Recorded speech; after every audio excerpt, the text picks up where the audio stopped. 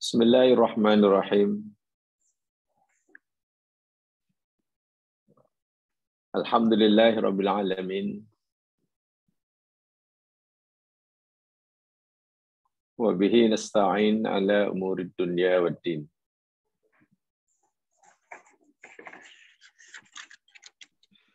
Wassalatu wassalamu ala asyrafil anbiya wal mursalin. Nabiyina Rasulina Muhammad wa ala alihi wa ashabihi wa atba'ihi wa dhurriyyatihi wa man ihtada bihadyihi wastanna bisunnatihi ila yaumiddin.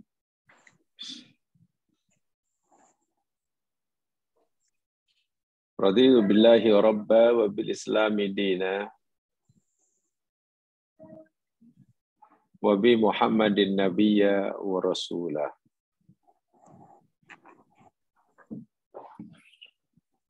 Rabbi shrah li sadri wa yassir li amri wahlul 'uqdatam min lisani yafqahu qawli.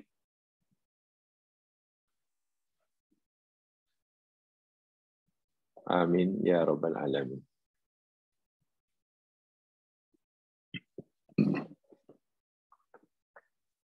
Muslimin muslimat, para pendengar yang dirahmati Allah sekalian dimanapun berada, dipanjatkan doa semoga Allah Subhanahu wa taala senantiasa memberkati, melindungi, membimbing kita ke jalan yang diridhoinya. Amin ya rabbal alamin.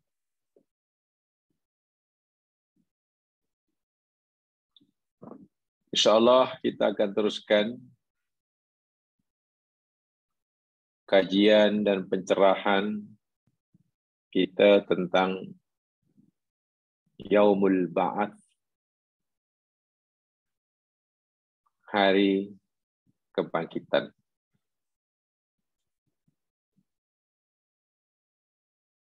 Dari apa yang telah kita pelajari, bolehlah kita simpulkan yang pertama,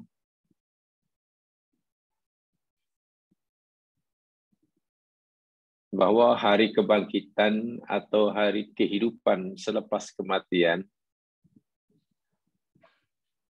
ianya sesuatu yang pasti. Terlalu banyak ayat-ayat Quran yang memberitahu kepada kita perkara ini. Itu satu. Karena ianya perkara yang gaib, tentu tidak mudah bagi semua orang meyakini akan kebenarannya.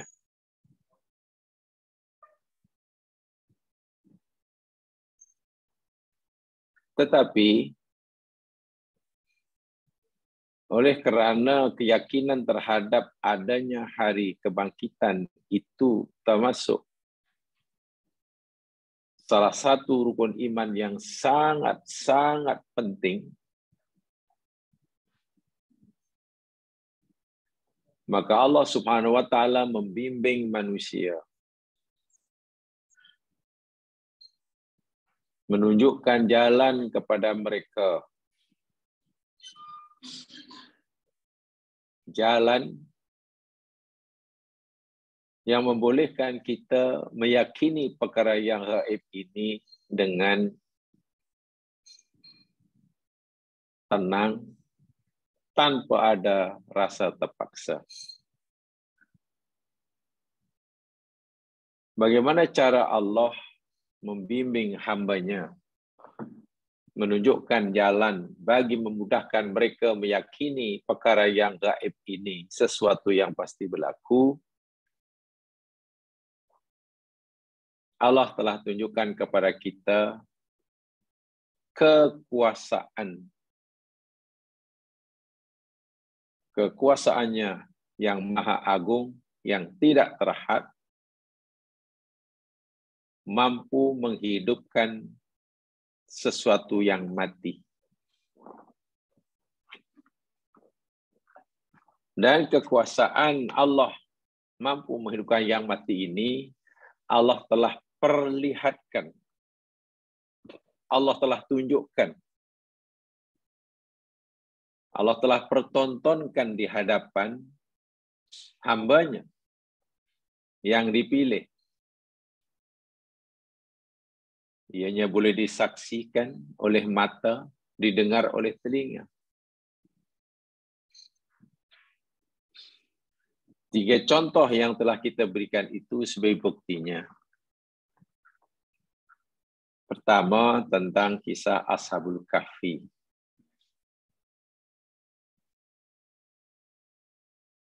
Allah bangunkan mereka daripada tidur panjang selama 309 tahun. Tanpa makan, tanpa minum. Walaupun selama itu mereka ditidurkan oleh Allah di tempat yang tidak dapat diketahui, dikesan oleh siapapun manusia selama 3 abad lebih. Dan yang lebih menakjubkan, sungguh pun telah berlalu 300 tahun lebih, kesehatan fizikal Ashabul Kahfi setelah dibangkitkan, dikejutkan semula, langsung tidak terjejas. Sehat walafiat. Walaupun tanpa makan, tanpa minum.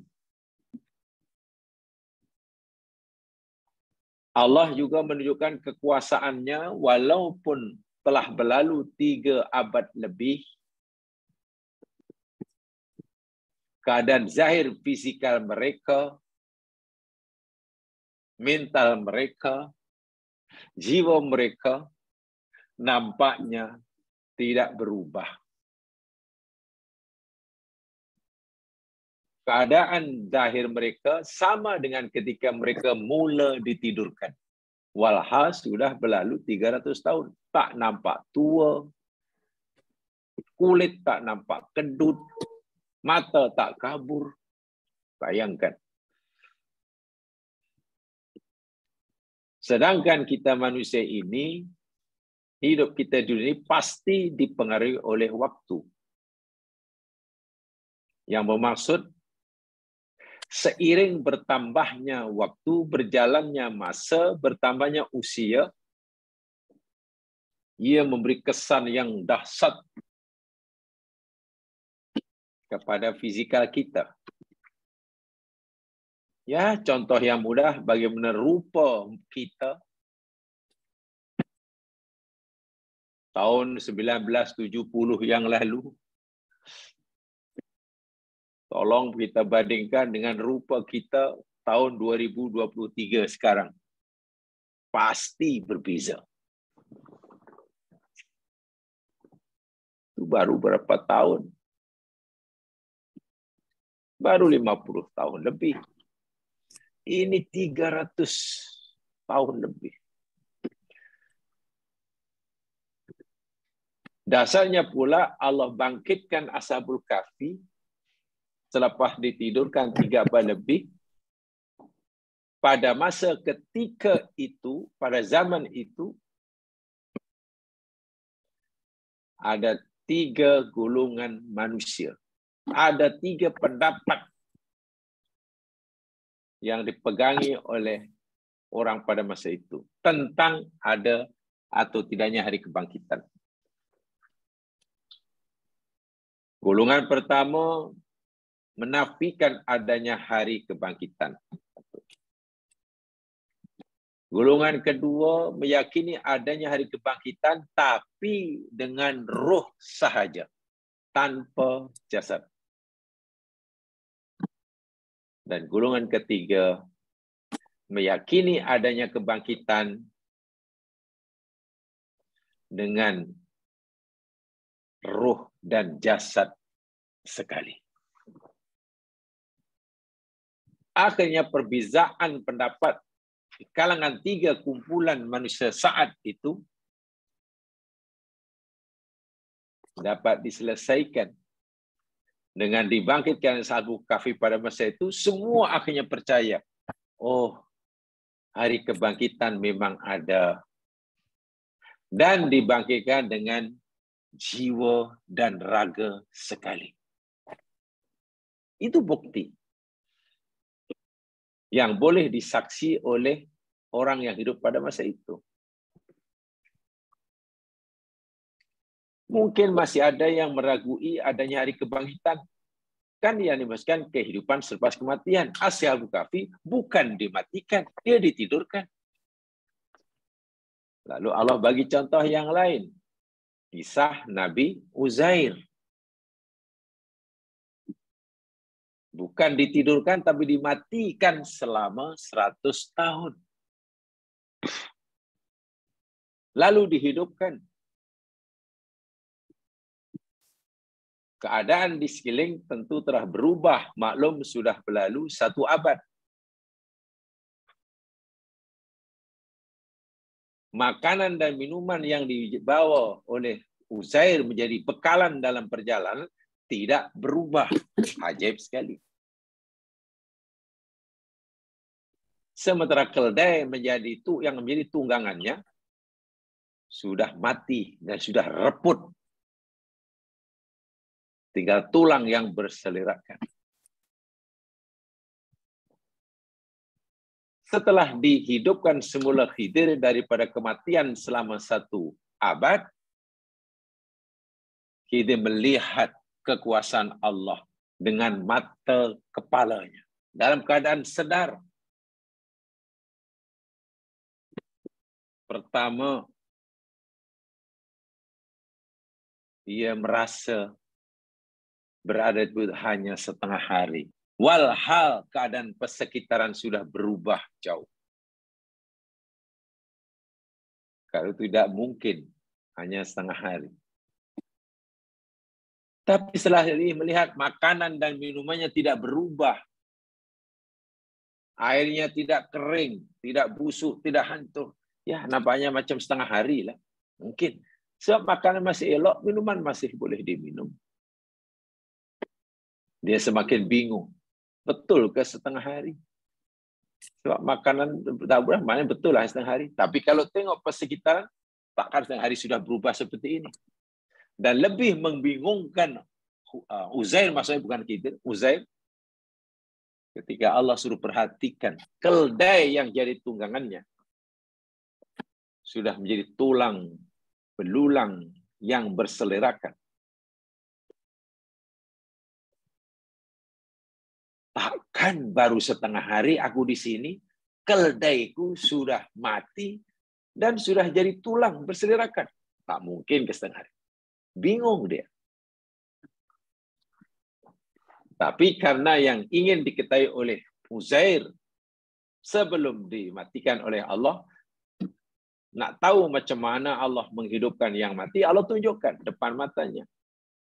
Uzair, perhati betul-betul dengan pandangan matamu.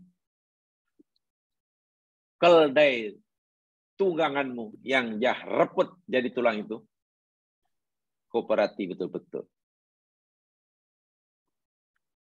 Bagaimana Allah menyusun tulang itu. Cantum. Kemudian Allah bagaimana balut dengan daging. Dan dalam hitungan saat mungkin sudah hidup semula. Hidup semula keldai tadi.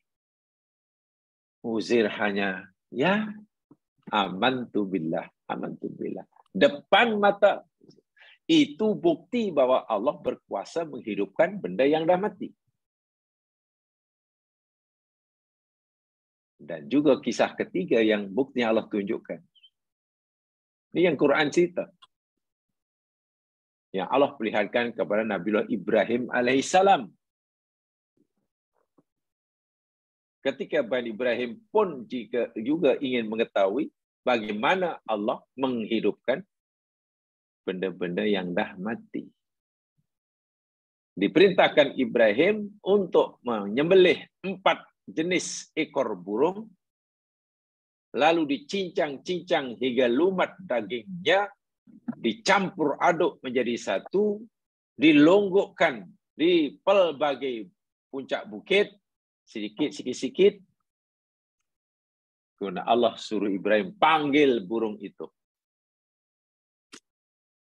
Sekelip mata burung itu hidup, terbang mendatangi Ibrahim. Begitu mudahnya rupanya Allah Subhanahu wa taala menghidupkan benda yang dah mati. Itu bukti. Itu perumpamaan yang boleh saksi waktu itu. Sekarang masalahnya ya Mas Gilang. Nah, ini yang hari malam kita bicarakan biar lebih jelas lagi.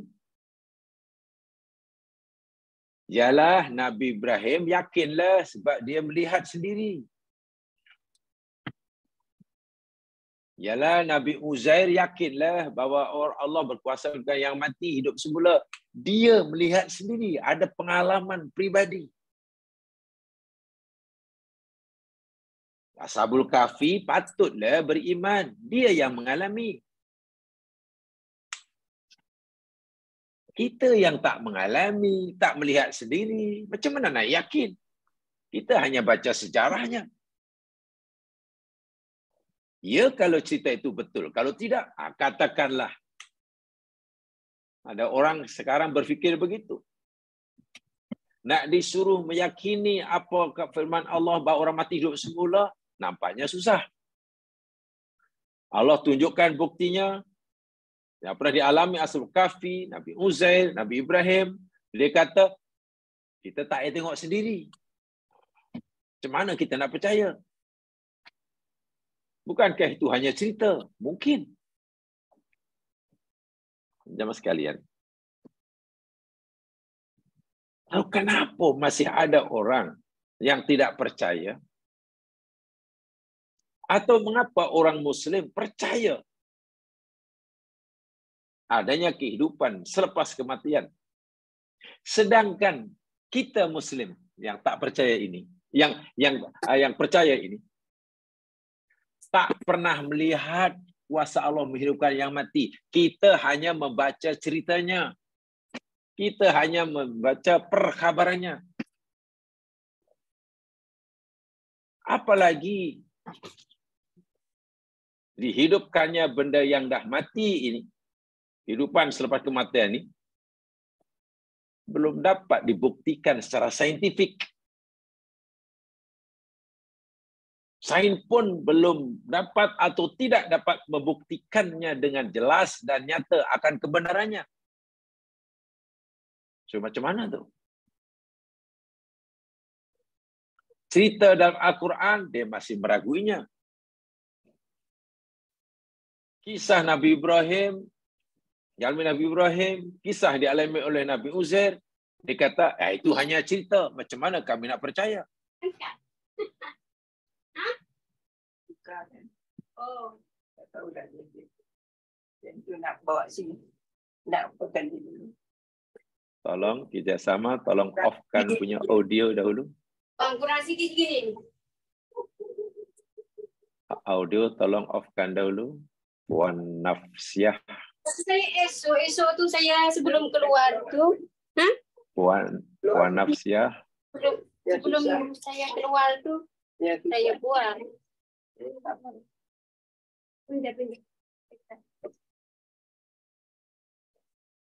Tolong off-kan audio, Puan Nafsiah. Itu saya boleh buat. Nak angkat video.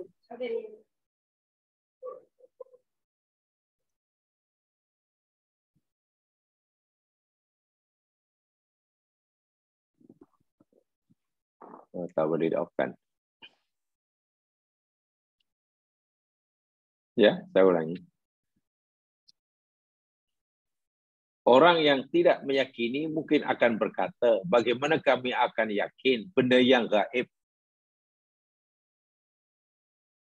Cerita yang dia hanya kadang cerita, tidak mengalami sendiri. Sedangkan sains tidak mampu membuktikan kebenarannya. Kata yang kafir, macam mana kami nak percaya? Sementara orang mukmin, macam mana boleh percaya? Nah, sekarang mari untuk sementara yang daya Quran kita tinggalkan dahulu. Karena kita telah pelajari Quran kata pasti. Hari kemarin itu satu pasti. Dalilnya banyak, buktinya banyak. Sekarang adakah akal kita yang waras juga membenarkan adanya hari kehidupan selepas kematian? Kalau selama ini kita belajar tentang dalil naqli, dalil-dalil atau bukti-bukti kebenaran adanya kebangkitan berdasarkan nas Quran, berdasarkan wahyu Allah Subhanahu wa taala. Sekarang mari kita buktikan kebenaran adanya hari kebangkitan berdasarkan dalil akli. Dalil akal. Menurut logik akal. Ya mas sekalian, elok saya sampaikan di sini bahwasanya dalil-dalil Al-Quran yang menetapkan adanya hari kebangkitan, kehidupan selepas kematian, itu sangat banyak. Sangat banyak. Bahkan lebih banyak daripada apa yang diceritakan oleh hadis-hadis Nabi. Saya ulangi. Dalil-dalil nakli tentang adanya hari kebangkitan di dalam Al-Quran ini sangat banyak. Bahkan ianya lebih banyak daripada yang disebutkan di dalam hadis Nabi Shallallahu Alaihi Wasallam. Jika dalil-dalil nakli itu belum mencukupi, belum dirasai cukup oleh orang yang mengingkari adanya hari kebangkitan, hari kebangkitan itu suatu yang pasti. Mari sekarang kita kaji dalil akli, dari logik akal, bagi kepastian adanya hari kebangkitan. Hanya hari kebangkitan. Jamaah yang dirahmati Allah sekalian. Kepercayaan atau keyakinan bahwa adanya kehidupan selepas kematian bukannya kepercayaan yang diterima tanpa berfikir terlebih dahulu. Saya ulangi. Kepercayaan bahwa adanya kehidupan selepas kematian itu bukannya kepercayaan yang diterima tanpa berfikir terlebih dahulu. Ini bermakna Islam sebenarnya memberikan ruang yang cukup kepada manusia yang Allah berikan anugerah akal, pikiran untuk memikirkannya. Sehingga kepercayaan tentang adanya hari kehidupan setelah kematian itu satu kepercayaan yang logik menurut akal, boleh diterima oleh akal yang waras. Benar itu adalah keimanan. Karena Quran yang cerita. Tapi sungguh pun ini adalah perkara paling wajib diimani dengan hati.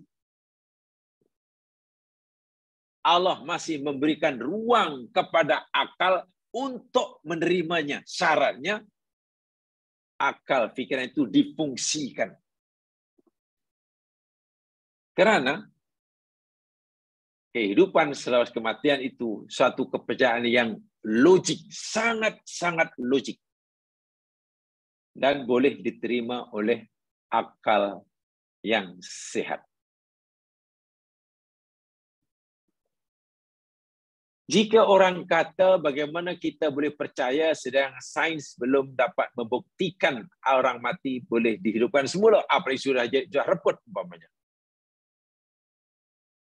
Ya, perlu kita beritahukan kepada para saintis yang etis.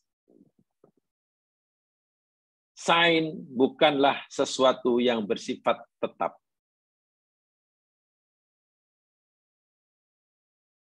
Ia boleh berubah-ubah satu masa ke masa yang berikutnya. Sehingga boleh jadi teori sains yang diakui kebenarannya hari ini mungkin suatu saat nanti sudah tidak lagi diterima sebagai teori kebenaran,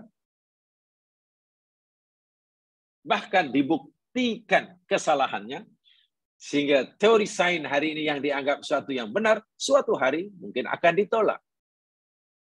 Ya, namanya saja hanya sains. Produk hasil pemikiran akal, yang tentu kebenarannya tidaklah bersifat mutlak. Benar hari ini, boleh jadi 100 tahun lagi sudah dianggap salah. Karena ia hanya kebenaran yang bersifat nisbi, karena ia hanyalah pemahaman, kemampuan akal manusia memahami. Sehingga kita boleh lihat, terlalu banyak teori-teori sains yang pernah populer pada zaman dahulu, akhirnya dikritik dan ditinggalkan oleh saintis-saintis kini. Karena memang sains itu sifatnya. Sifat sains itu sendiri adalah hanya bersifat teoretikal, teoritis. Dan perkara yang bersifat teoritis, ia nisbi, ia relatif, dia tidak mutlak. Sebab itu sains bukanlah penentu bagi segala-galanya. Sebab itu sains bukan penentu bagi segala-galanya. Ia hanyalah satu di antara wasilah, salah satu wasilah bagi kita untuk mencapai atau mengetahui kebenaran. Paham ya? Sains bukan penentu segala-galanya. Ia hanyalah salah satu daripada wasilah yang digunakan oleh manusia untuk mencapai kebenaran. Bukan satu-satunya, hanya salah satu. Itu pun sifatnya teoritis. Dan karena sifat teoritis, maka kebenaran yang diperolehi, dicapainya hanya bersifat relatif, nisbi, tidak mutlak, tidak absolut. Jadi apabila sains juga tidak bersifat mutlak, membuktikan bahwa tidak semua perkara di dalam Al-Quran yang masih tidak dapat dibuktikan secara saintifik tidak bermakna ia tidak benar. Dahulu cara berfikirnya ya. Karena sains itu tidak bersifat mutlak, ianya hanya bersifat teoritis. Ia bukan satu-satunya alat, tapi hanya salah satu daripada alat untuk kita mengetahui kebenaran, maka jika ada maklumat Al-Quran yang belum dapat dipahami dan diterima oleh sains hari ini, tidak bermakna maklumat tadi salah. Tidak bermakna pemberitahuan Al-Quran tadi tak betul. Tetapi hanya karena sains masih terlalu lemah untuk memahami kebenarannya. Kan sains tadi relatif. Sedangkan kebenaran Quran itu mutlak. Bagaimana mungkin sesuatu yang relatif dapat memahami sesuatu yang sifatnya mutlak? Nah, di sini sains sehebat manapun, setinggi manapun tingkat pencapaiannya, wajib menyadari bahwa dirinya adalah sebenarnya terlalu lemah, terlalu kerdil bila berhadapan dengan kebenaran-kebenaran yang disampaikan oleh Al-Quran.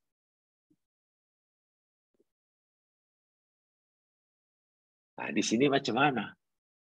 Kalau itu lari kemana? Kalau sains sudah angkat tangan terhadap perkara, coba macam mana kita nak membuktikan orang mati boleh hidup semula secara saintifik? Memang tidak boleh. Secara saintifik, macam mana kita memberikan bahwa di alam kubur itu ada siksa, ada azab, ada nikmat, ada hidup, dan belum lagi ada. Sains tak mampu, yang sekalian. Tapi, saya kata tadi, janganlah hanya karena ketidakmampuan sains memahaminya, lalu orang berkesimpulan, saintis berkesimpulan, bahwa maklumat Al-Quran itu tidak perlu dikaji. Omong kosong. Wah, itu sains terlalu sombong di situ. Itulah maksud saya tadi. Saintis maksud sebenarnya saintis yang angkuh, lagi sombong. Hanya karena dengan sainsnya ia tak mampu memahami maklumat Al-Quran, lalu di awal Al-Quran ini kosong. Itu kan satu kesombongan yang ketara sekali. Nah, disinilah ya mas sekalian, Allah bagi kita perangkat yang nampaknya lebih jujur daripada sains. Untuk memahami perkara-perkara yang gaib ini nampaknya, agar kita lebih mudah menerimanya, ada sesuatu, ada alat, ada peranti yang Allah berikan yang lebih jujur dalam menilainya. Apa itu? Akal waras. Akal sehat. Itu satu alat, itu peranti yang lebih jujur dalam menilai satu masalah. Berbeza dengan sains. Saya beri satu contoh ya mas kalian. Bila ada pertanyaan katalah dikemukakan kepada manusia, ya pada kita lah. Adakah merompak itu, mencuri itu suatu yang baik atau yang buruk? Ya, kalau itu pertanyaan bukan pertanyaan saintifik ya. Itu bukan kajian sains. Kalau kita ditanya, Tuan, ini ada pertanyaan lah, tolong jawab dengan jujur ya, pilih satu antara dua. Adakah perbuatan mencuri, merompak, itu perbuatan yang baik atau yang buruk? Itu perbuatan yang keji atau yang terpuji?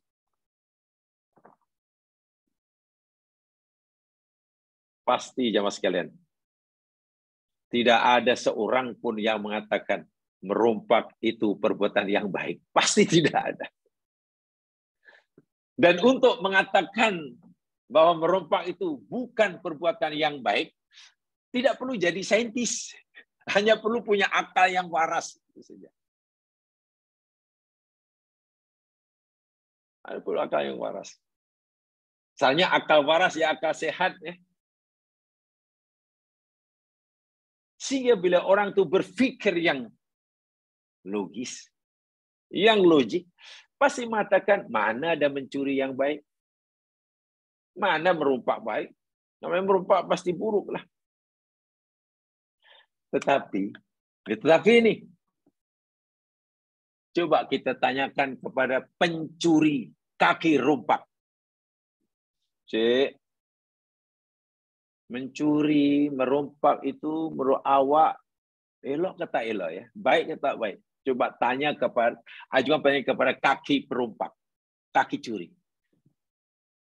Pasti spontan jawab, baik. Mencuri itu adalah apa yang sangat baik. Dengan sebab merompak, kita dapat duit banyak. Boleh beli itu, dapat. Ya, saya tak nampak perbuatan mencuri itu perbuatan yang merugikan. Perbuatan mencuri yang paling menguntungkan. Karena dengan sebab mencuri, kita mendapatkan apa yang kita maukan, ya, dalam jangka masa yang singkat. Mungkin dia akan begitu. Sebab kita akan dapat itu, kita dapat ini, dapat itu. Itu bila kita tanya kepada yang mencuri. Yakin, yakinnya itu. Demikian sebaliknya bila itu kita kemukakan kepada yang jadi bangsa pencurian, rompakan. Cik, saya nak tanya pada Cik lah. Sejujur-jujurnya lah. Perbuatan mencuri, merompak atau orang itu perbuatan yang baik ke buruk, Cik? Terpuji ke keji? Ya, jelas buruk lah. Itu keji sungguh. Maklum selama ini jadi bangsa rompakan. Dan dia tidak menemukan di mana aspek baiknya. Di mana segi terpujinya mencuri. Buruk 100%. Kata yang jadi mangsa. Kata yang pelakunya baik 100%. Ingat jamaah sekalian, kedua jawapan itu bukan analisa saintifik itu. Itu bergantung pada cara berfikir. Satu berfikir waras, satu berfikir tidak waras. Sekarang kita mana daripada dua pendapat itu, jawaban itu yang betul, katakanlah. Yang menjawab mencuri itu baik, elok, terpuji, atau jawab betul itu mencuri itu adalah jahat, terkutuk, hina. Jawabannya berbeda, tapi mana? Macam mana kita nak menentukan mana yang baik, mana yang betul, mana yang salah? Jamaah sekalian, sekarang kita andaikan. Kita andaikan nih. Kita andaikan dulu ya. Hidup di dunia 50 tahun, 40 tahun, 90 tahun, mati. Yang mencuri pun mati. Yang jadi mangsa curi pun mati. Yang dengan orang yang hartanya banyak hasil mencuri, menikmatinya luar biasa, mati. Yang jadi mangsa pencurian yang susah berpanjangan dan sekarang sudah mati. Katakanlah, kita andaikan bila orang mati itu terus jadi tanah, kembali kepada tanah, asal di tanah, dan tidak ada lagi kehidupan selepasnya. Selesai perjalanan hidup orang itu, selesai, full stop, tidak ada sambungan kehidupan selepasnya bila mati, selesai. Jadi tanah, macam pokok reput jadi tanah. Tak ada cerita. Mati-mati ya, tak ada lagi lah, hiduplah apa-apa tak. Katakanlah, tidak ada kehidupan selepas kematian. Coba menurut jamaah tadi, mana jawaban yang boleh kita terima? Maknanya, yang mencuri pun tak ada balasan, walaupun dia buat salah. Yang kena curi pun tak ada pembelaan, walaupun teraniaya, karena bila dah mati, semua jadi tanah. Ini sebenarnya berfikir agak kritikal sedikit ya, tapi segala contoh. Sebab ini berfikir logik dahulu. Kita andaikan mati terus jadi tanah, tak ada apa-apa. Agak-agak. Agak-agak ya. Kita agaknya memilih jadi yang mana? Kita memilih jadi pencuri atau kita memilih jadi mangsa pencurian? Agak-agak. Jika sekiranya ya tidak ada kehidupan selepas kematian, maknanya mati harus jadi tanah.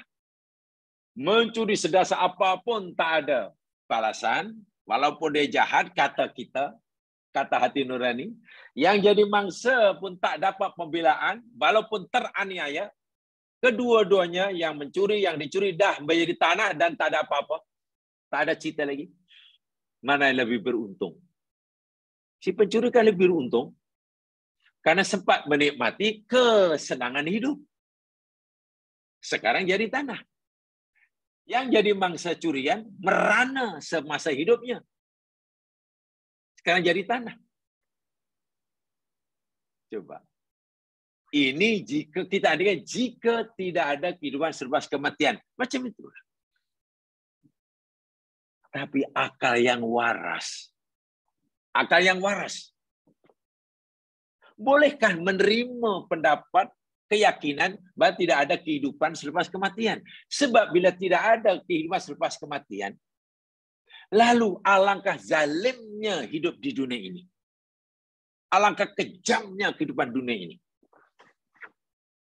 Karena orang yang buat jahat mungkin tidak mendapatkan apa-apa hukuman. Kemudian mati jadi tanah. Sementara yang jadi mangsa kejahatan tidak mendapat apa-apa pembelaan. Sekarang sudah mati jadi tanah. Alangkah kejamnya kehidupan. Itu konsekuensi daripada keyakinan bahwa tidak ada kehidupan selepas kematian.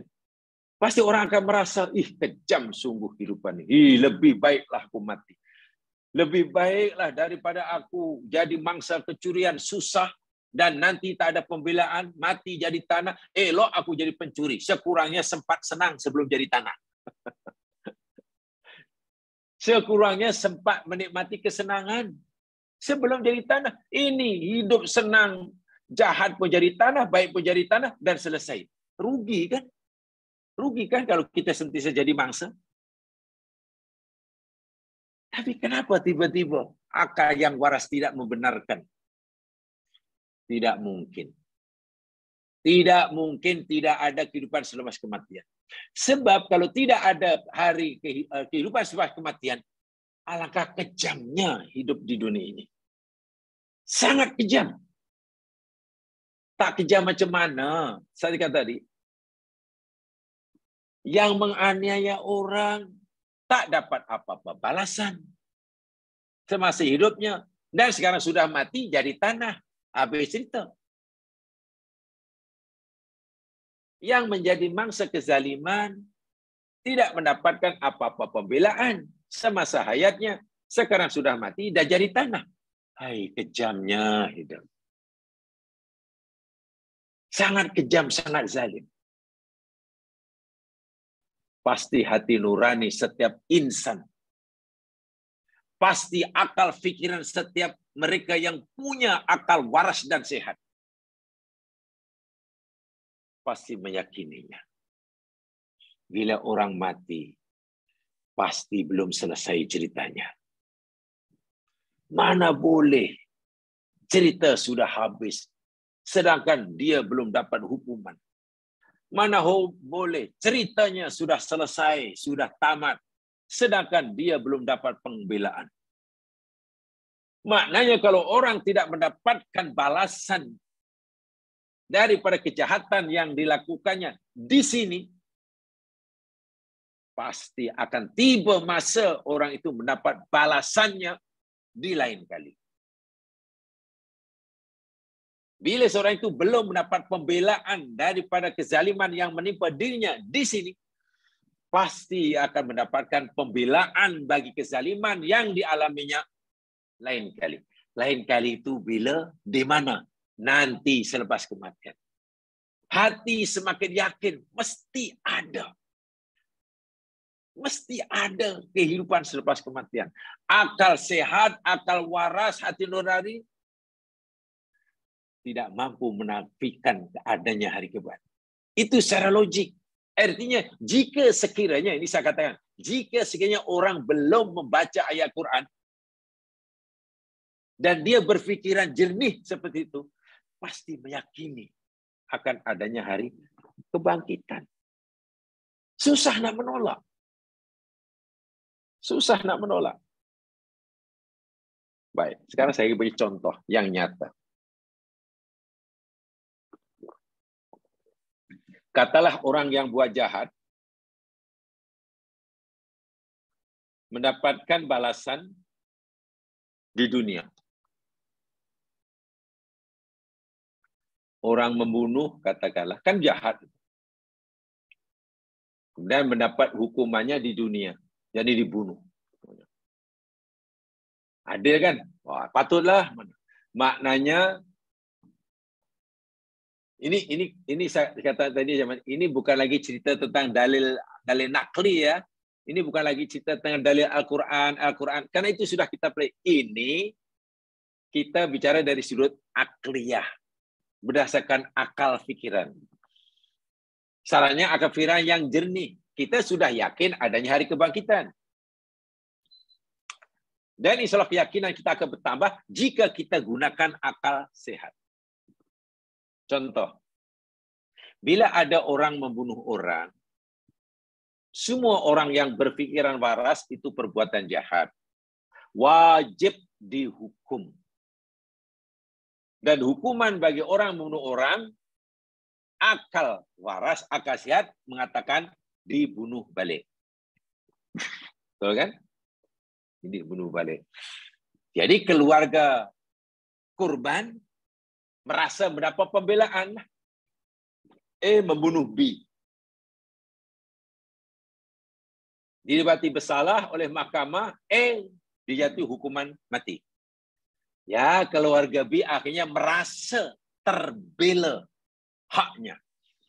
Walaupun yang mati, B yang mati tak akan hidup semula lah. Sebab tidak mungkin kan?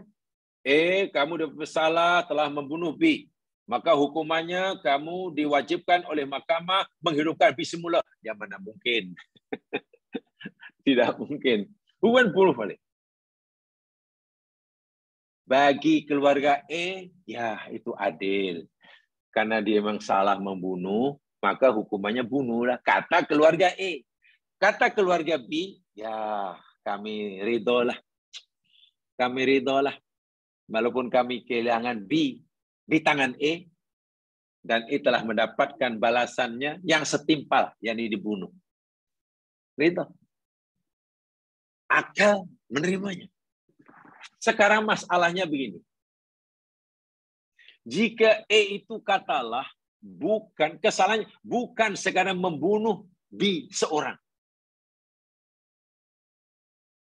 Tapi itu membunuh 10 orang. Apa hukumannya? Jika sekiranya hari kebangkitan itu tidak ada, kehidupan serba kematian ini katalah tidak wujud, ada orang namanya melakukan jenayah, membunuh 10 orang. Bahkan dalam hadis Nabi membunuh 100 orang. Agak-agak keadilan menurut logik akal lah. Di dunia apa balasannya?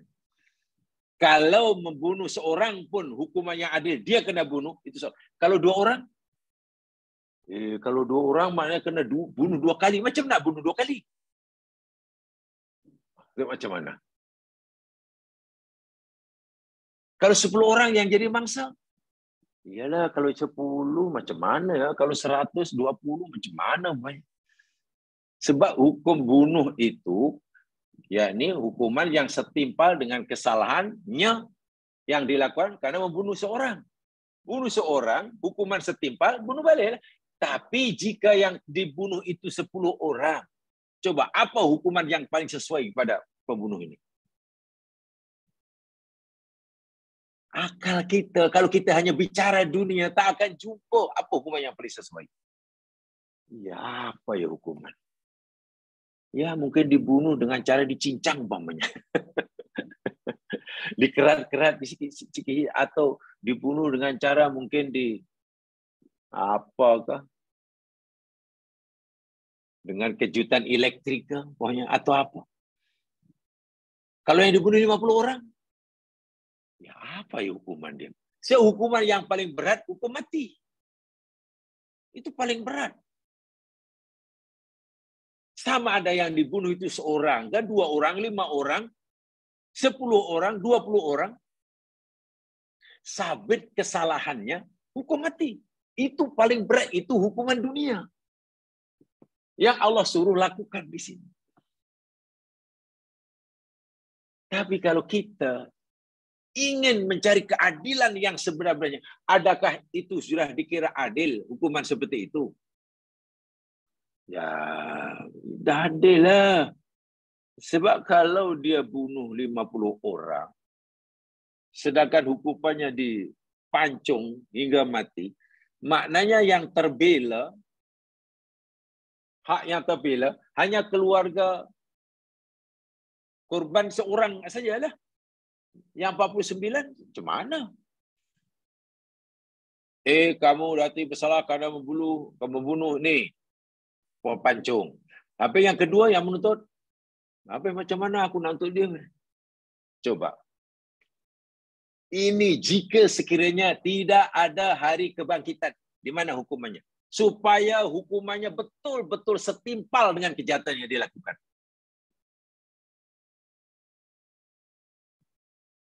Bagi orang yang tidak meyakini adanya kebangkitan, tak ada jawapan.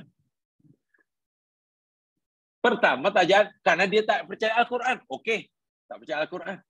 Tapi coba tanya pada logik dia. Nak tanya pada sains, memang sains tak boleh jawab. Ini bukan bidang sains. Ini makanan akal sehat. Nak tanya akal sehat dia, pasti akal sehat mereka kata, ya, yang itu saya bingung tu. Saya bingung. Macam mana tu? Macam mana nak pastikan si pembunuh 50 orang ini mendapatkan hukuman yang setimpal dengan jenayah yang dilakukannya? Sebab kalau hukumannya hanya sekadar dibunuh, ya belum setimpal lah, sebab yang jadi mangsanya 50 orang. Pasti dia bingung. Kalau dia menggunakan akal warasnya setakat nak cari keadilan di sini, buntu, ya mas kalian. Buntu. Tapi kalau dia mau membuka hatinya, oh iya. Patut Al-Quran memberitahu kita ada kehidupan selepas kematian. Artinya, dengan adanya kehidupan selepas kematian ini, bagi siapa yang melakukan jenayah di dunia dan belum mendapatkan hukuman di dunia, nanti akan mendapat hukumannya di sana semasa ia hidup selepas mati. Atau bagi sesiapa yang di dunia melakukan jenayah dan telah mendapatkan balasan hukuman daripada jenayahnya, tapi hukumannya belum dikira setimpal padan dengan jenayahnya,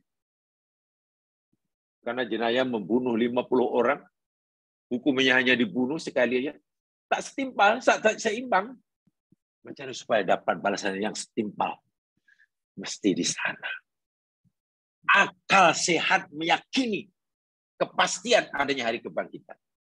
Situ Al-Quran, ya senang sekali memberikan jawaban. Sekecil apapun dosa yang kamu lakukan di sini, kamu tidak akan dapat melepaskan diri daripada balasannya. Walaupun mungkin kamu boleh melepaskan diri kamu daripada balasan di sini, tapi kamu tidak akan mendapat balasan yang di sana. Artinya orang yang merasa terlepas daripada hukuman akibat kesalahan yang dilakukan di dunia, dan di dunia tak mendapat apa-apa balasan dari kesalahannya, jangan merasa selesa. Begitulah maksudnya. Jangan sudah merasa selamat. Karena orang ini telah menunggu orang ini. Balasannya Allah sediakan nanti. Sebab kalau nanti tidak ada, kalau tidak balasan nanti, ya untunglah orang itu. Yang penting buat salah banyak-banyak, kemudian pandai-pandailah mengelak daripada hukuman. Selamat dia. Wah, kejam sekali dunia. Situ Al-Quran memberikan jawaban dengan sangat mudah dan sangat-sangat logik. Lihat firman Allah Subhanahu wa taala dalam surah An-Nisa ayat 40. Coba lihat.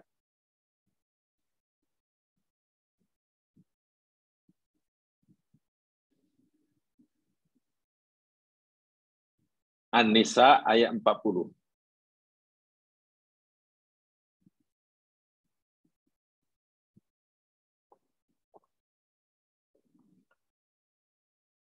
A'udzu billahi minasy syaithanir rajim. Innallaha la yazlimu mithqala dzarrah wa in taku hasanatan yudha'ifha wa yu'ti min ladunhu ajran 'azima. Sesungguhnya Allah Subhanahu wa taala tidak melakukan kezaliman walaupun hanya seberat zarrah. Allah Subhanahu wa taala sedikit pun tidak melakukan kezaliman. Sebaliknya, Allah akan sentiasa menegakkan keadilan. Kerana Allah Subhanahu wa taala punya sifat al-adlu, yang maha adil. Apa maksud bahwa Allah sekali-kali tidak akan melakukan kezaliman walaupun seberat darah? Wa in taku hasanatan. Dan jika adalah perbuatan yang dilakukan oleh manusia itu berupa kebaikan. Jika amal yang diperbuat oleh manusia itu benda yang baik, walaupun hanya sebesar darah, yudha'ifha.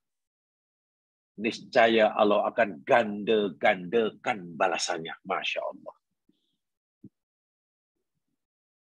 Ada orang buat baik. Dan kebaikan itu hanya seberat darah sekalipun. Sehingga karena kecilnya perbuatan baik itu, karena remehnya dianggap masyarakat, masyarakat pun tak menilainya, tak pandang pun, tak kisah pun. Jauh sekali memuji. Maklum kebaikan yang dilakukan oleh orang itu hanya sekadar katalah kutip jarum yang jatuh ada di jalan laluan orang, lalu dikutipnya dibuang ke tepi atau disimpan. Niatnya, tujuannya, janganlah sampai ada orang terpijak. Itu kan perbuatan yang namanya kecil, remeh, masyarakat tak kisah pun, tak ada orang memuji, menyanjung, menghargai. Jauh sekali. Tiba-tiba majlis bandara nak bagi dia sijil penghargaan, mustahil. Tapi apakah rugi orang itu yang buat baik hanya karena tidak dianggap indah, tidak diindahkan oleh masyarakat? Tidak. Allah tidak melakukan kezaliman. Allah makan melakukan keadilan. Sebab itu Allah kata, yudha'ifha. Pasti Allah akan mengganda-gandakan balasannya. Iya. Tapi bukan di sini, di sana. Wa yu'ti man ladunhu ajran azima. Allahu akbar.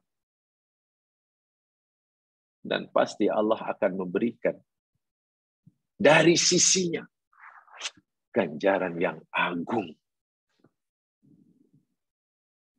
Sekarang Anda bayangkan dengan pertimbangan akal sehat,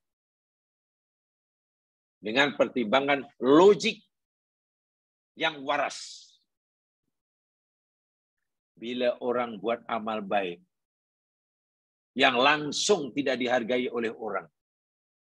Karena amal itu terlalu kecil, terlalu remeh dalam pandangan masyarakat.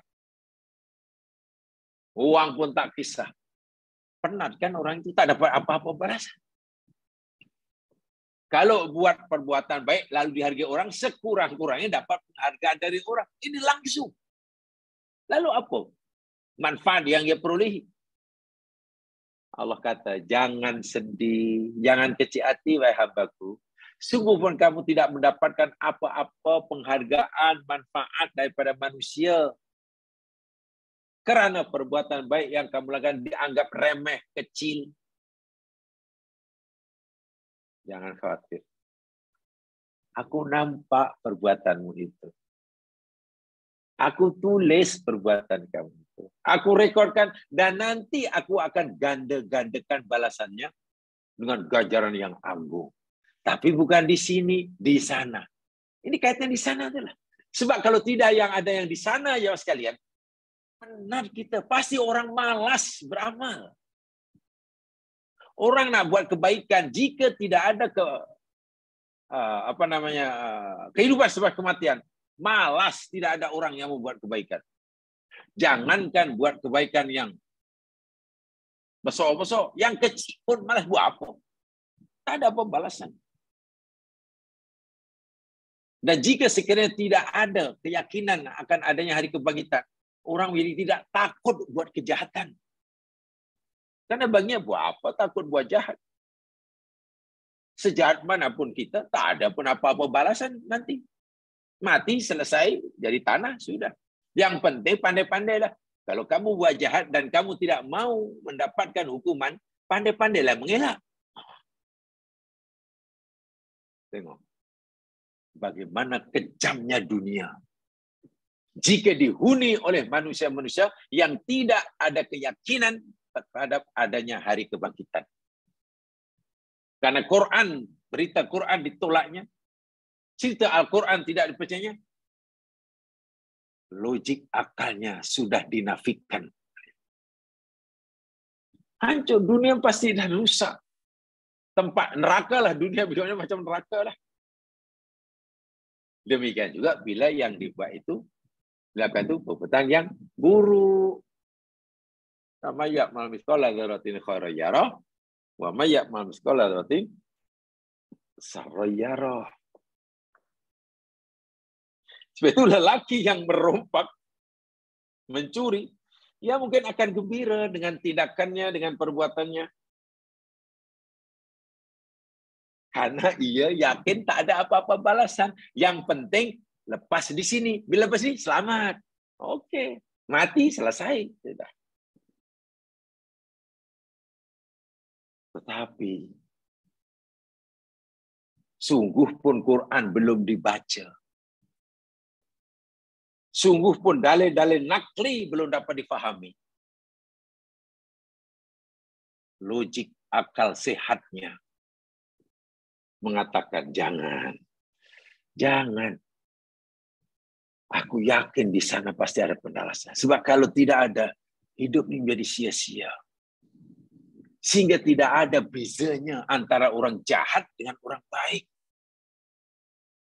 Antara pembunuh dengan yang dibunuh.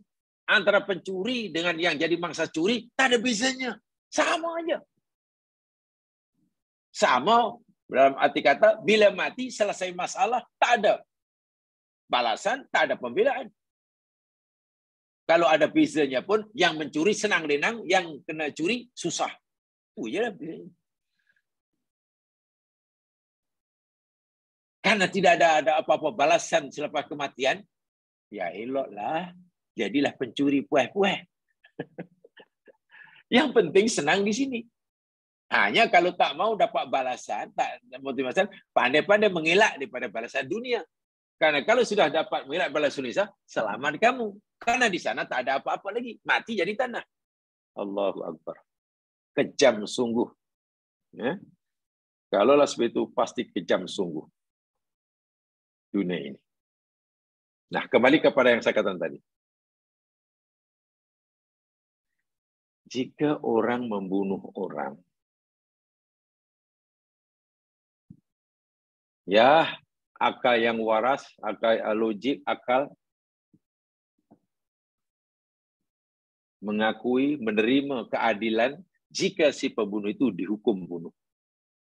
Semua orang yang berakal waras, puas hati, merasa keadilan tertegak. Jika A bunuh B, sampai ke sana bunuh banyak. Masalahnya, saya kata tadi, yang berjadi bunuh oleh ini bukan seorang. Ada 5 orang, ada 10 orang, ada 20 orang. Kalau yang jadi mangsa pembunuhannya sudah sampai 20-30 orang, lalu sampai ke sana hukumannya hanya dibunuh sekali, itu adil ke? Kalau yang dibunuh seorang, dia dibunuh, itu adil lah. Ini yang jadi mangsa itu 30 lebih. Kan pasti hati kecil kita kata itu tidak adil. Akal waras kita kata itu tidak adil. Mana adil? Yang jadi mangsa 30 orang, dia hanya dibunuh sekali. Lainlah kalau dia bunuh, hidup sudah, dibunuh lagi. Hidup. Itulah cerita. Tapi bagi orang Muslim, alhamdulillah. Sebelum dia, guna yang di sini, dia sudah baca Quran. Oh, Quran kata ada kehidupan selepas kematian. Aku yakin. Karena yang berkata Allah Rabbul Alamin. Orang Muslim sudah yakin karena apa? Ya, karena ada kehidupan. Allah turunkan kepada Nabi Ibrahim. Ya. Akalnya berjalan. Iya, ya. Tidak mungkin. Kalau dikatakan tidak ada kehidupan selepas kematian, tidak mungkin rasanya. Pasti ada. Sebab kalau tidak ada, betapa jahatnya, betapa kejamnya dunia ini. Bunuh 100 orang, balasannya hanya dibunuh sekali. Mana? Yang lain macam mana? Hatta orang yang mula-mula tak percaya adanya hari kebangkitan pun pasti mulai goyah dengan berfikirannya. Kalau dia gunakan akal yang jernih, berfikir jernih, orang yang asalnya tidak percaya ada hari kebangkitan pasti sudah mulai goyah. Sudah. Oh iya, iya. Kalau aku tetap berkeras mengatakan tidak ada kehidupan setelah kematian, ya maknanya aku menerima ketidakadilan hukuman tadi lah. Pasti dekat begitu. Inilah Allah membimbing akal yang sehat itu akhirnya boleh menerima keyakinan ada hari kiamat. Karena memang logik. Kepercayaan kepada adanya hari kiamat itu suatu yang logik, boleh difikir dengan akal sehat. Yalah. Kalau dia belum bersedia menerima, meyakini berita gaib yang diberikan oleh dalil nakli,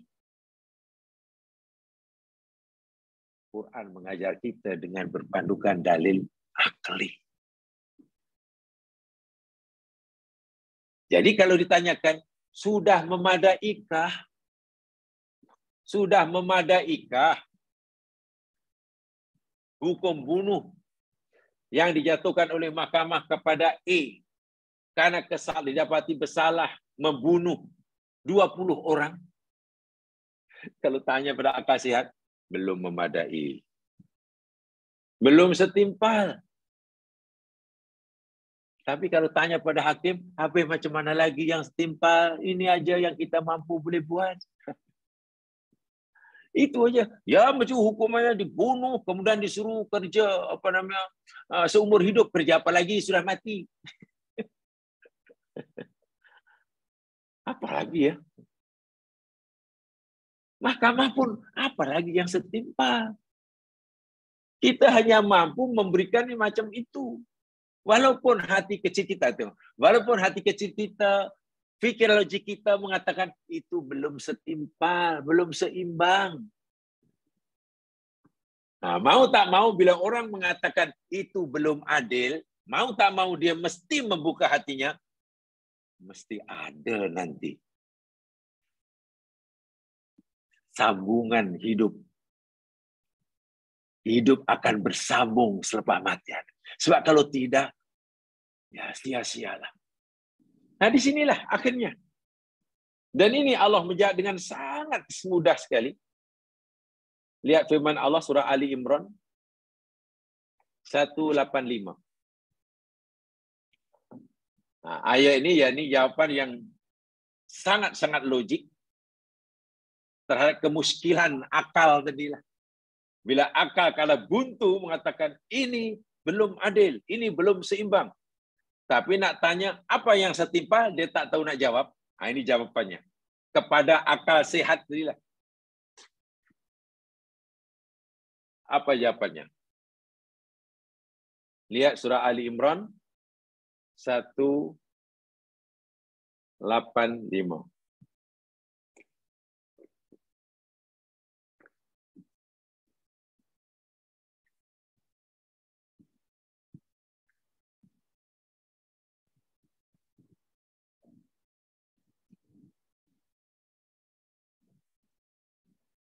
A'udzu billahi minasyaitonir rajim. Kullu nafsin dha'iqatul maut. Tiap-tiap yang bernyawa, ini terjemahan biasa yang umum ya saya sampaikan. Tiap-tiap yang bernyawa, yang hidup pasti akan merasai kematian. Wa innama tuwaffawna ujurakum yaumal qiyamah.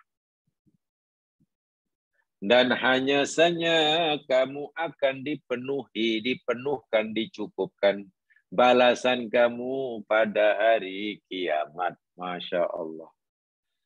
Terang sungguh jawabannya. Wahai akal yang waras, yang buntu nak mencari jawaban tadi.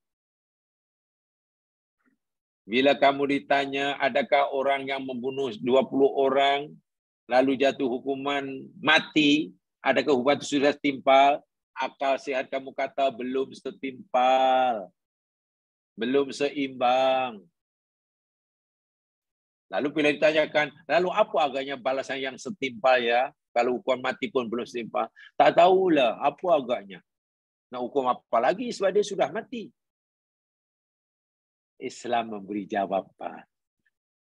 Wahai akal yang waras, yang cerdas, tolong buka hatimu sedikit saja. Tolong buka pintu hatimu. Quran kata, bukakanlah pintu hati kamu, aku nak beritahu kamu jawapannya. Hanya saja kamu semua bila dah mati nanti akan dicukupkan, dipenuhkan balasan kamu dari amal kamu di akhirat nanti. Maknanya ada kehidupan selepas kematian. Salah satu kenapa Allah ciptakan kehidupan selepas kematian, yakni hari kebangkitan, karena kamu akan dipenuhkan, dicukupkan balasan kamu yang belum cukup masa di dunia. Orang mati syahid yang sekalian itu amal soleh. Coba apa balasan di dunia? Wah, balasan dunia karena nikmat saya dinobatkan pahlawan nasional semuanya. Setimpalkah dengan jasanya mengorbankan jiwa raga hanya dapat gelaran pahlawan? Belumlah. Belum lagi pula dia tak merasa mendapat gelaran karena sudah mati. Anaknya jadi yatim, mungkin istrinya jadi janda. Semua kehidupannya sudah berhenti. Pengorbanan yang sudah itu takkanlah hanya diberikan balasan, tanda penghargaan, dinobatkan menjadi pahlawan nasional. Atau minta maaf, kalau minta maaf, diberi pingat jasa, membawa gelaran tun umpamanya. Tapi hamba Allah itu sudah meninggal. Nak bagi tun ke, double tun ke, triple tun ke, tak ada rasa apapun. Seimbangkah, setimpalkah balasan penghargaan yang diberikan oleh si hidup? Belum. Tapi dapat pujian daripada si hidup sudah mencukupi? Belum. Allah kata belum setimpal. Karena pengorbanan yang dilakukan oleh orang mati syahid itu sangat dahsyat, sangat besar. Maka apa-apa puji-pujian, balasan, pengiktirafan, peingat yang dilakukan oleh yang hidup, itu belum seberapa. Terlalu kecil bila dianggap segi balasan baginya. Lalu kita tanya Allah, ya Allah, kalau itu terlalu kecil, bila yang kau nak penuhkan, nak cukup balasan? Nantilah, bila kiamat. Aku cukup balasannya. Jadi aku masukkan dalam surga tanpa hisab. Tengok. Dan aku izinkan kepadanya untuk memberi syafaat kepada sebanyak 70 ahli keluarganya. Itu baru setimpal. Sekarang coba kalau kita tidak meyakini adanya hari kebangkitan. Kasihan orang mati syahid. Pengorbanan begitu dahsyat.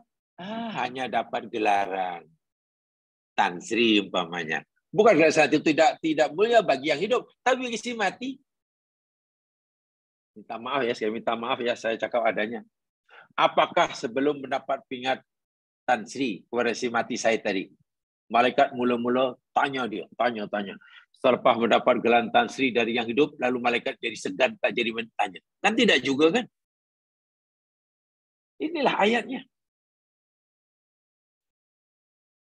Demikian juga orang yang membunuh 50 orang masa hidup. Balasannya apa? Dibunuh. Itu untuk balasan kesalahan membunuh seorang. Yang dibunuh 50 orang, tapi yang 99 ini macam mana? Apa keadilan yang akan diperoleh oleh yang 49 yang lain? Kalau itu, adakah sudah dianggap setimpal umpamanya? Dosa orang membunuh orang lain dibalas dengan dibunuh, adakah sudah setimpal? Akal sehat pasti belum setimpal, belum seimbang Tuan Hakim. Kami mau yang lebih berat lagi Tuan Hakim. Nah, ada Tuan Hakim kata, masalahnya jangankan dalam undang-undang, menurut hukum akal kita di dunia pun tidak ada lagi hukuman lebih berat daripada hukum mati. Coba apa yang lebih berat lagi, tolong beritahu. Tak ada. Akal sehat kata tak ada. Di dunia tak ada. Tapi coba Allah kata, Allah apa? Tolong wahai hambaku, kamu akal sehat kamu sudah bagus. Tapi kan buntu tak sekarang. Ya Allah buntu, tak tahu jawabannya. Kami merasakan belum tertegak keadilan, tapi tak tahu macam mana cara mendapatkan keadilan. Seakan Allah kata, tak apalah. Memang setakat itu aja kemampuan akal sehatmu.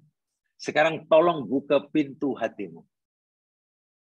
Bukakanlah pintu hati kamu. Aku nak bagi tahu jawabannya sehingga hati kamu tenang. Mana-mana penjenayah yang semasa di dunia belum mendapatkan hukuman yang setimpal, maka hukuman yang sepenuhnya, yang secukupnya, yang sebanding setimpal dengannya nanti berlaku di akhirat. Ini syaratnya yang tidak bertaubat ya jemaah sekalian, atau yang buat baik tadi syaratnya tidak dipadamkan ya kebaikan. Saya itu tengok hukuman, salah satu hukuman bahasa Allah di akhirat. Agar dia seimbang, setimpal dengan kesalahan itulah. Lihat surah An-Nisa ayat 56.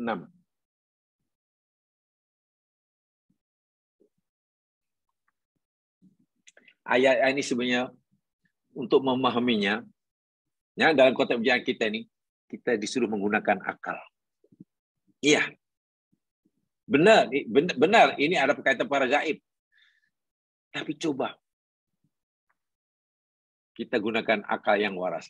Baik kita memang tak ada masalah karena kita sudah yakin kepada perkara gaib. Katalah bagi mereka yang tidak yakin akan hari kiamat. Sodorkan, jelaskan ayat ini dengan menggunakan akal sehat. Surah An-Nisa ayat 56. A'udzu billahi minasy syaithanir rajim. Innal ladzina kafaru biayatina sawfa nuslihim nara. Sesungguhnya orang-orang kafir, sesungguhnya orang-orang yang kufur dengan ayat-ayat kami, kelak niscaya kami akan benamkan, masukkan mereka di dalam neraka api. Masuk neraka. Kullama nadijat juluduhum, setiap kali masak hangus kulit-kulit mereka, badalnahum juludan ghairaha, kami ganti mereka dengan kulit-kulit yang lainnya. Kenapa setiap kali kulitnya hangus, hancur, ditukar dengan kulit yang baru lagi? Liyadhuqul adzab, agar mereka dapat merasai siksa. Innallaha, sunya Allah itu kana adalah azizan, maha perkasa, hakiman, maha bijaksana. Tengok, perhati ayat ini. Ya, kita bicarakan ini dalam konteks yang kita pelajari malam hari ini ya. Saya tidak cerita tentang rahasia kulit atau mukjizat kulit, fakta saintifik kulit. Itu cerita lain, itu tajuk lain. Itu kaitan dengan ijaz ilmi. Yang saya sampaikan, kenapa Allah memberitahu kita orang-orang kafir itu masuk neraka? Jelaslah itu hukumannya dosa. Hukuman di dunia belum seimbang. Orang-orang kafir di dunia macam senang lenang aja, tak ada balasan pun. Bila Allah nak balas, nanti di akhirat lah. Dimasukkan neraka. Ataukah cukup masuk neraka itu sudah setimpal dengan perbuatan kufurnya? Allah kata belum. Karena dosa yang dilakukan oleh mereka ini banyak. Macam-macam. Dahlah macam-macam, banyak. Dari segi kuantiti banyak, dari segi kualiti pun besar-besar belaka. Maknanya balasannya pun mesti banyak lah. Berkali-kali lah. Karena dosa yang dilakukan itu berkali-kali, siksanya pun berkali-kali. Karena dosanya pun banyak, balasannya pun banyak. Itu baru seimbang.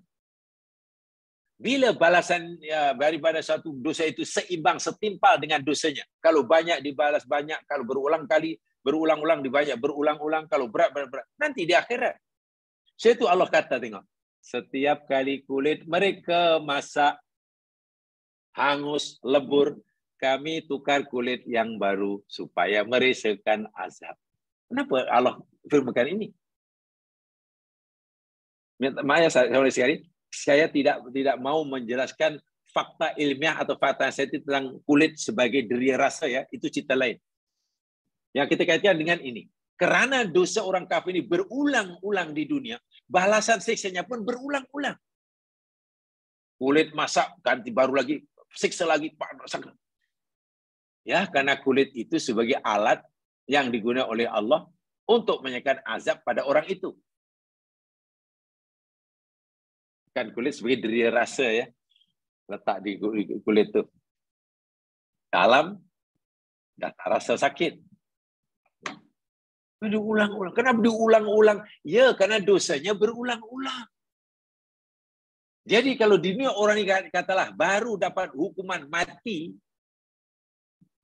dibunuh karena kesalahan membunuh sekali, hingga mati tak bertaubat, di akhirat bukan sekali, ulang kali, banyak kali.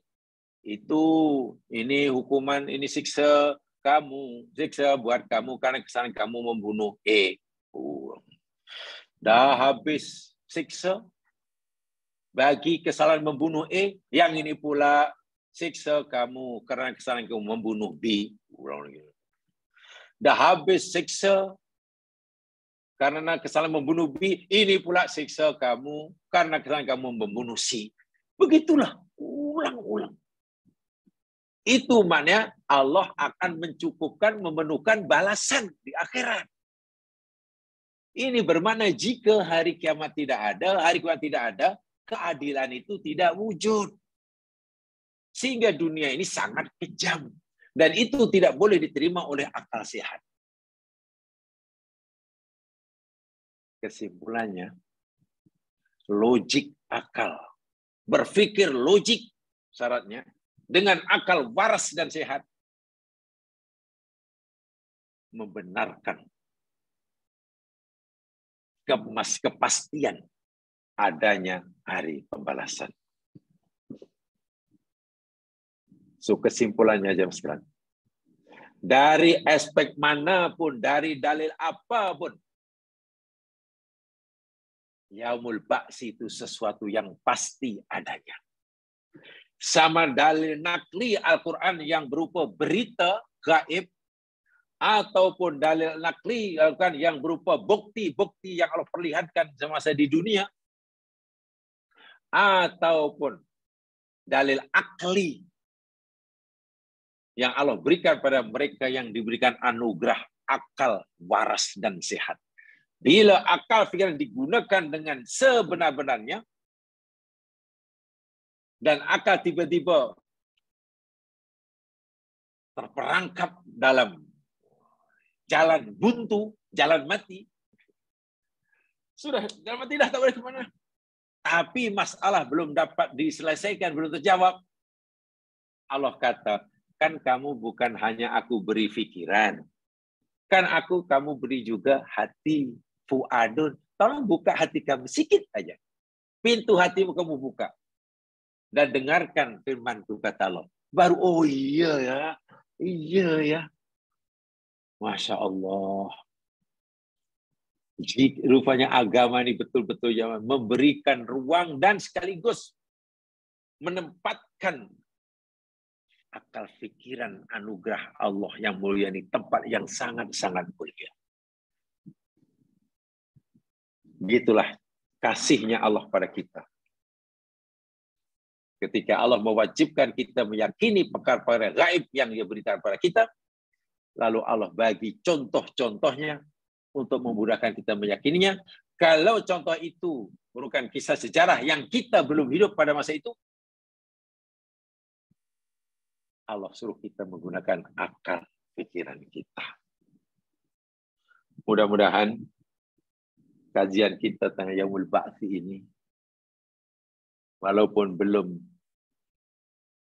tuntas istilahnya, belum yang sedetail-detailnya, ya saya berharap ia memberikan sedikit pencerahan kepada kita, dan sekaligus menjadi pembimbing bagi kita, sehingga hidup ini kita tidak boleh sesuka hati kita.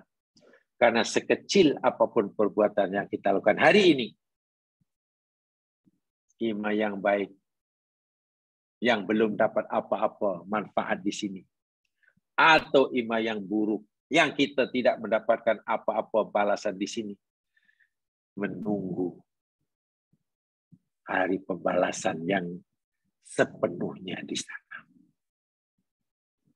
Dengan keyakinan itu, insya Allah akan membuat kita rajin, menyebabkan kita rajin berbuat kebaikan sekecil apapun, walaupun tidak dihargai oleh masyarakat.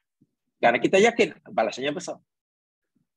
Dengan ada keyakinan seperti ini, timbul rasa takut dalam hati kita untuk melakukan perbuatan yang jahat, sekecil apapun. Walaupun orang tidak melihatnya. Karena kita yakin ada balasannya di sana menunggu. Itu adalah kesan yang mesti ada dalam hati kita selepas kita mempelajari tajuk yang agak buat bersiri-siri inilah. Dan saya berharap jamaah dapat memahami uraian saya ini. Kalau tidak dapat memahaminya karena mungkin mengalami kesulitan, kesusahan memahami pemilihan kosakata atau susunan ayat yang saya gunakan, ya saya hanya boleh mengucapkan ribuan maaf banyak-banyaknya. Walau bagaimanapun, mudah-mudahan Allah membuka hati kita dan dapat menghadam sebanyak yang mungkin dari kita. Insya Allah. Itu saja. Mudah-mudahan diberkati. Kurang lebih yang mau dimaafkan. Subhanakallahumma wa bihamdika. Asyhadu an la ilaha illa anta. Astaghfiruka wa atubu ilaik. A'udzu billahi minasyaitonir rajim. Wal 'ashr. Innal insana lafi khusr. Illa alladziina aamanu wa 'amilus shalihaat. Wa tawassaw bil haqq wa tawassaw bis sabr. Assalamualaikum warahmatullahi wabarakatuh.